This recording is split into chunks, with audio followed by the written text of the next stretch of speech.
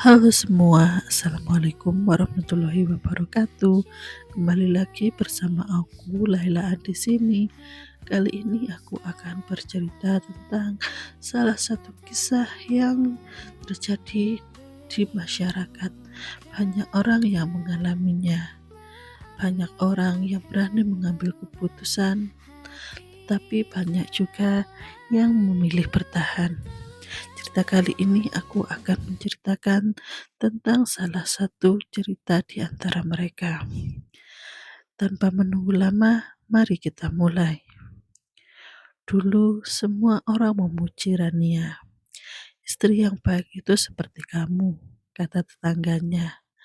Tidak banyak menuntut, sabar, selalu mengalah. Tambah ibu mertuanya dengan bangga. Rania hanya bisa tersenyum setiap kali mendengar itu. Ia percaya menjadi istri yang baik berarti menahan diri, menurunkan ego, dan selalu mendahulukan suami. Ia tidak pernah meminta apapun dari Dimas. Tidak soal uang, tidak soal perhatian, bahkan tidak soal waktu. Baginya, selama rumah tangga tetap utuh, itu sudah cukup. Namun, ia tidak tahu bahwa diamnya yang terlalu lama bisa berubah menjadi luka yang tak terlihat, tetapi terus menggerogoti dari dalam. Awalnya, semua berjalan biasa saja. Dimas yang bekerja di suatu perusahaan swasta, pulang malam kadang membawa cerita tentang pekerjaan. Rania menyambutnya dengan hangat, menyiapkan makanan, dan tidak pernah bertanya terlalu jauh. Ketika Dimas pulang larut, Rania tidak protes. Kalau Dimas lupa hari penting, Rania mengalah.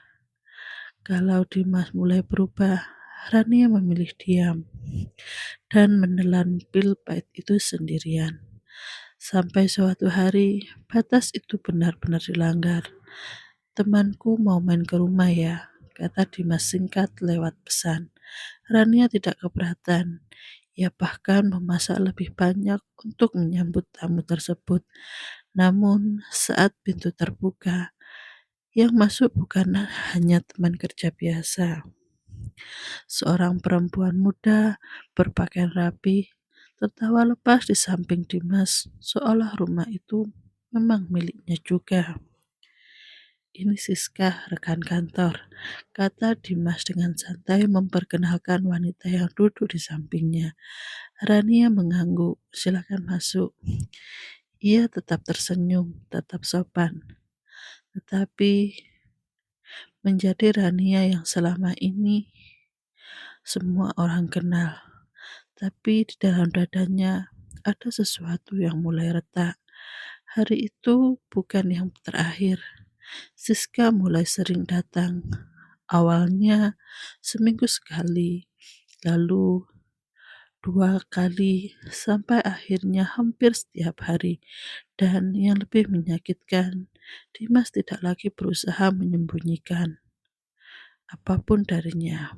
Mereka tertawa bersama di ruang tamu, kadang makan bersama, bahkan suatu kali Rania melihat Siska keluar dari kamar Dimas.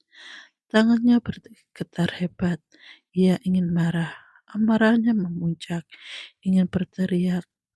Bahkan dia bertanya, aku ini siapa di rumah ini? Tapi semua itu hanya ia pendam dalam-dalam. Tapi seperti biasanya, ia tetap memilih diam. Ia berharap seseorang akan membelanya.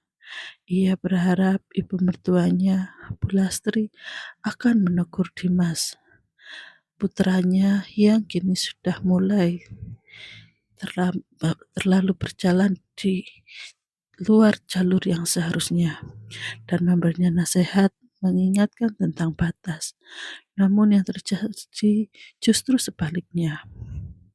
Perempuan itu harus pintar menjaga suami, kata Bu Lastri suatu sore saat Rania akhirnya memberanikan diri berbicara. Kalau suami cari yang lain, berarti ada yang kurang dari istrinya. Kalimat itu seperti pisau.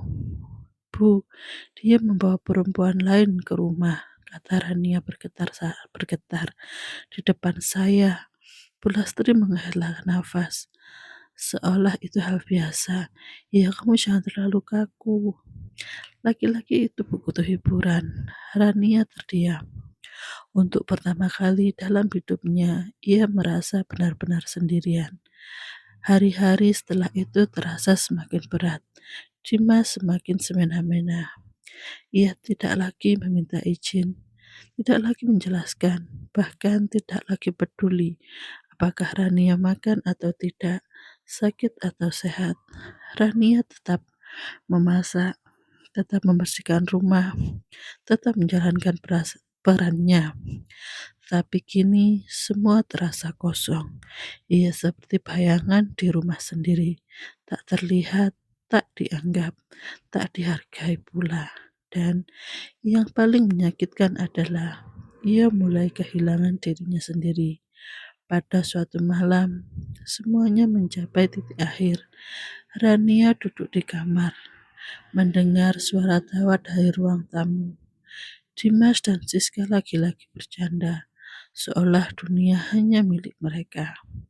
Di sampingnya, Rania, putrinya tertidur dengan wajah polos. Rania menatap anak itu lama. "Apa ini yang ingin aku ajarkan padanya?" bisiknya. Air mata perlahan jatuh. Ia sadar selama ini ia tidak hanya menyakiti dirinya sendiri, ia juga sudah memberi contoh bahwa diperlakukan tidak adil itu boleh selama kita diam. Dan malam itu, untuk pertama kalinya, Rania memilih untuk tidak lagi diam. Esok paginya, rumah masih sunyi. Rania bangun lebih awal. Ia tidak memasak, tidak membersihkan rumah, tidak melakukan aktivitas seperti biasa. Ia hanya mengemasi barang-barangnya. Tidak banyak, hanya pakaian, dokumen penting, dan beberapa kenangan yang masih bisa ia bawa. Akhirnya terbangun dan menatap ibunya. "Kita mau kemana, Bu?" Rania hanya tersenyum lembut.